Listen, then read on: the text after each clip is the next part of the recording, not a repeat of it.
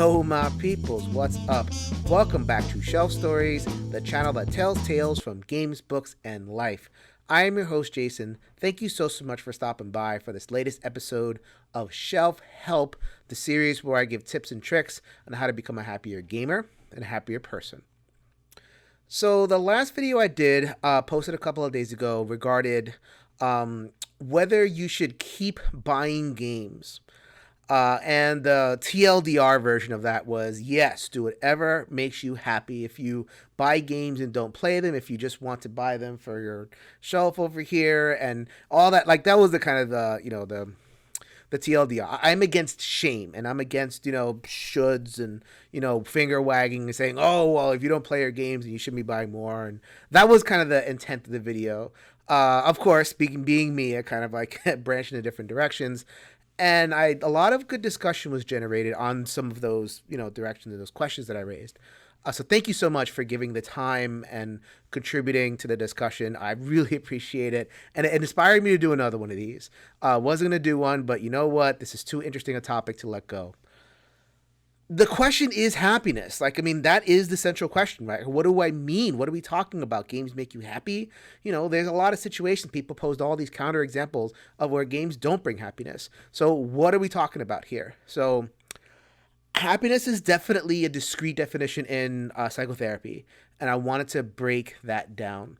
And I wanted to take a couple of minutes to talk about the happiness that games can bring and the happiness that games cannot bring. Okay, so let's start with positive, right? I'm going to try to divorce, not say happiness anymore. Happiness is one of those words like love. It means so much. It covers such a broader scope that it doesn't really define anything. What do you mean by happy? So let's talk about it in terms of joy. I say, and I'm going to stick by this, do whatever gives you joy. So should you buy a game that you intend to play and play and play? Of course, right? Games do so much good stuff. They bring joy. And I guess when I talk about joy, I talk especially about human flourishing. So what does it mean? What does human flourishing mean? Human flourishing means a couple of things. Just growth. Games help us learn, right? Games help us practice what we call sharpen the saw. Like it keeps the saw sharp. I'll do this in a separate episode, but games for like Alzheimer's patients and people who want to maintain cognitive functioning is excellent. To exercise that puzzle muscle inside of us. Games bring all sorts of learning. Games bring joy, just pure joy, enjoyment, whether it's the excitement of a dice roll, the satisfaction of scoring a huge combo. It brings togetherness, all that stuff. All that it contributes to human flourishing. That's the kind of game, when you play it, gives you joy. I also contend, and this is probably the core of the last episode, that even unplayed games can give joy. I pointed out in the last episode, there's a lot of games on this very shelf that you guys are seeing that I have not opened in years and that I couldn't even dream of giving away because they give me so much joy just being there. How does games just sitting there give me joy? Two ways that I can think of. One is just aesthetically. I love it. I love how it looks as my background when I do videos. I love coming down my stairs. Again, I'm recording in my basement, so I love coming down the stairs and just seeing there's more. Right over there, my basement. It looks like a basement, doesn't it? 4 shelves, and there's games that are getting cycled out, but this is mine. It's my man cave. I know, what a lame man cave with washing machines over here, but it's mine, and it makes me happy just by being here, and just looking at it just makes me happy. But games are not just art. I can just put art up here. I love the memories that I had while playing the game. For me, I have played every single game in my collection. I don't have a quote unquote shelf of shame, which I really don't like that term. Shelf of opportunity, much better. I play all my games at least once or twice or whatever it is, just to make sure I want to keep it around. But If you are a person that just has a lot of games and shrink, who cares? Do it. Do your thing. If you get joy from it, if you get flourishing, which is just a happy feeling in your head, or it's a conversation piece with people, or you're kind of like working through the rules of it, whatever. It can give you joy, even an unplayed game. Do not let anybody push you off of that or shame you. Do not shame yourselves. Is my huge point from the last episode. Don't shame yourself. Don't say, I always find it very strange where it's like, oh, I'm so frustrated that I have these games that I can't play. What's a game is just a thing. I mean, if it is something that you will eventually play, then just let it. You'll get to it eventually. Or if it's something that is more frustrating because you don't have time, you don't think you'll ever have time, try to just not think about it. Eventually move it on. There was a forum poster that said, well, I can't really sell my games. I'm kind of in the middle of nowhere here. It still doesn't have to cause frustration. It's there for your enjoyment. That's it. And you enjoy it either by having it or by playing it. It's a product. There is no shoulds when it comes to this stuff. Whatever brings you joy in that flourishing way. But, and there's always a but, isn't there? There's a limit to the joy that games can bring. And the way we distinguish that limit in psychotherapy is we distinguish wants and needs. We distinguish joy from just like kind of like, life is good and life has gotten even better, or life is not so good and I'm craving something, to get out of the deficit that I'm in. There's a difference between wanting something and feeling like you have to do something. That other part is what it's craving, right? And games can bring joy, but they can never satisfy. They can make you happy in that feelings way, but they can't satisfy the cravings. Craving what?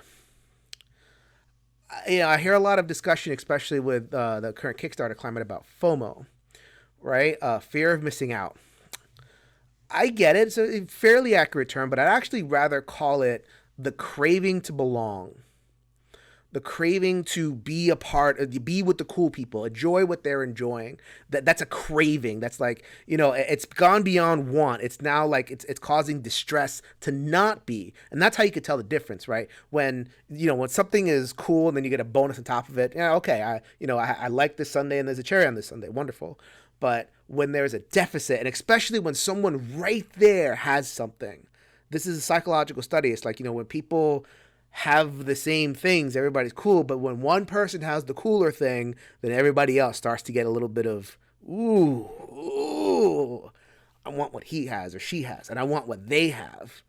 That looks cool. That's the craving.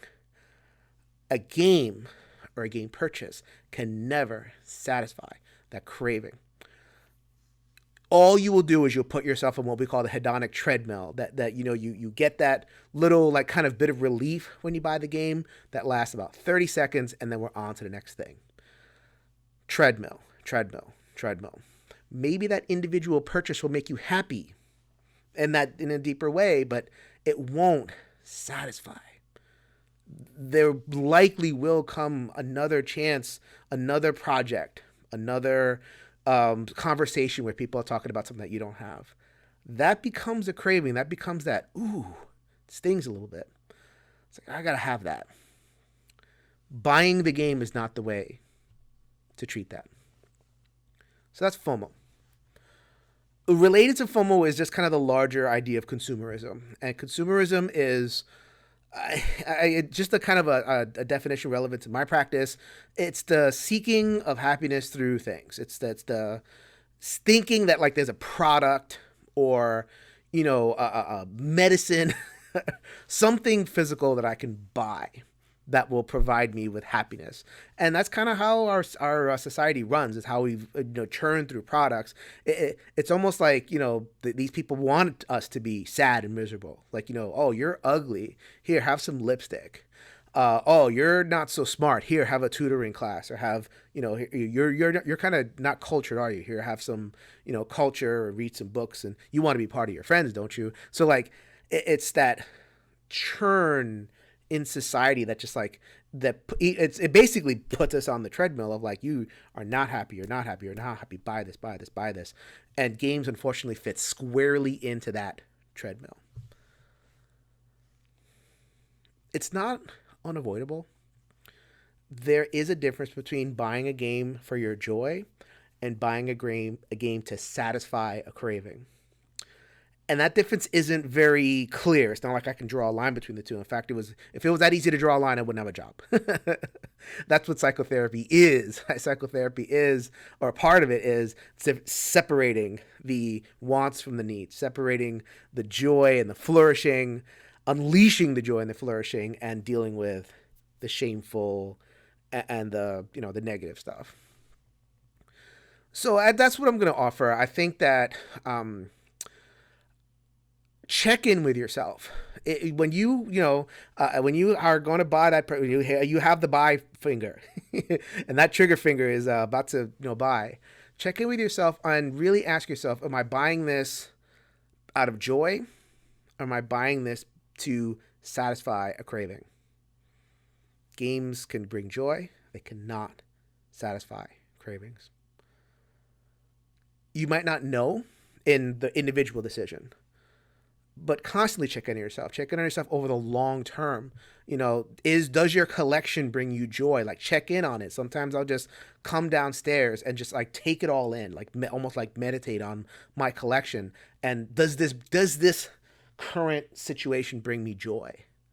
For me, yes. I mean, I have a number that I have in mind right now. I'm kind of like one in, one out, so to speak. This is the number that gives me joy. Not satisfying a craving. I'm not participating in consumerism. I mean, I am, but it's more often than the negative stuff. It's positive for me, and that won't emerge clearly unless you check in on yourself over the longer term. Does your purchase make you happy? Does your purchase give you joy? Does your purchase, hopefully you're not scratching an itch and trying to satisfy a craving, because games will never satisfy. Thank you very much if you have checked that video out. I am Jason. My channel is Shelf Stories. Please go ahead and subscribe. Give me my dopamine hit by subscribing. I get the little notification and I go, ooh. I have to deal with my own little addiction to that. Any content creator is going to be struggle with that. But anyway, make me happy, people. Like the video, subscribe to the channel. But seriously, the most important thing is to engage in conversation. I love talking with you guys. I love longer threads where we go back and forth. And, I'm still kind of building the channel, so it's like a good opportunity to just kind of get me and talk with me and, see what I think, and give me an opportunity to see what you think as well. So this is Jason reminding you, if you can change your mind, you can change the world. So until next time, later, everybody.